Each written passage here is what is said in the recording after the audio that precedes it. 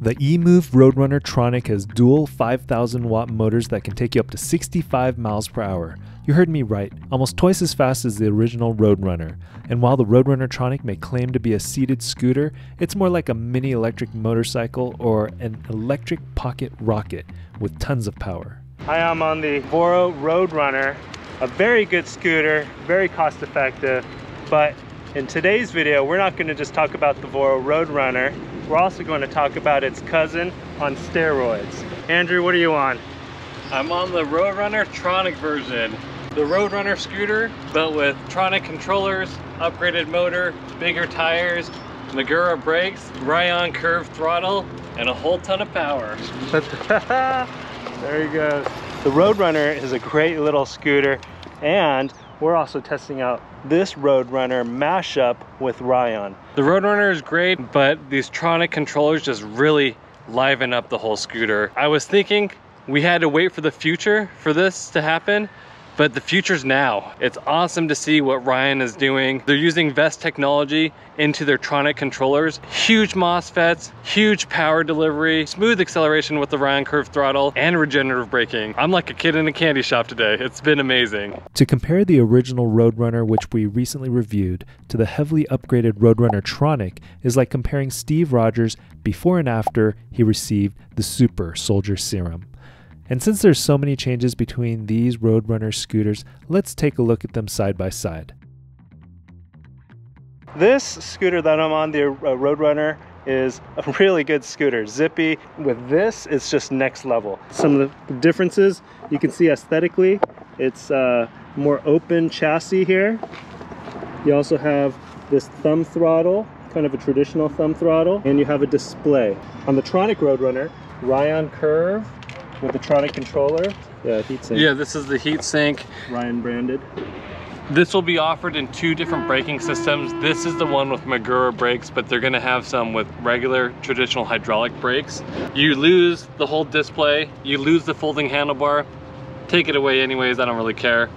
But you just get an amazing machine. The Curve is really awesome because you can modulate at 2 to 5 miles per hour.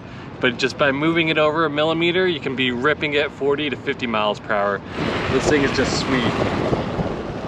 They've made the fork wider and bigger, so the suspension is better, and you have bigger, wider tires. Look how wide those tires are. So you can see the differences in the tires, and then you can see the differences in the forks. Wider forks, and then the Magura brakes. Yeah, and that's not gonna be on every model, but you can pay to upgrade to get the Magura brakes. But what this is supposed to replace is, you see a lot of people modifying Fiidos. By the time you get this much power in a Fiido, you're gonna spend $6,000, $7,000, $8,000. You can buy this complete for under $5,000 from Voro Motors, and you have the whole complete package ready to go. And you have a lot more space to work with. Fiidos are a little bit tight. There's not a lot of room to mount batteries. Buying a Fiido and souping that up, it's like buying a Honda Civic and making it into an electric car. Buying this souped up RoadRunner is like getting a Tesla straight up. It's ready to roll, power. All you got to do is just get on and ride. However, the RoadRunner isn't for everyone. Larger riders will find this mini electric motorcycle uncomfortable and should consider the Talaria or Suron instead. And then there's the price tag.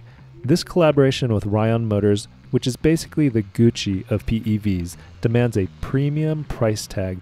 The thing you'll notice about the Tronic RoadRunner is there's no fenders, no lights. This one has a tail light, but I think they'll remove it on the production models. But this is just pure power without the frills. For those able and willing to pay for the RoadRunner Tronic, they will enjoy incredible power in a small package that's fast enough for street riding and charming enough to take responsibly on bike paths and trails. By far the best modulation I've ever felt on any controller. We've ridden a lot of scooters, we've ridden a lot of devices. Andrew, particularly, he's my scooter expert, and he knows the difference between all the different throttles. Usually, Andrew can jump on a scooter and just take off. It did take a little bit of learning, right? There was a little bit of learning curve, but once you got going, I mean, it's a huge difference. Yeah, huge difference. There definitely is a bigger learning curve than the other scooters where those are just pull this, push down this.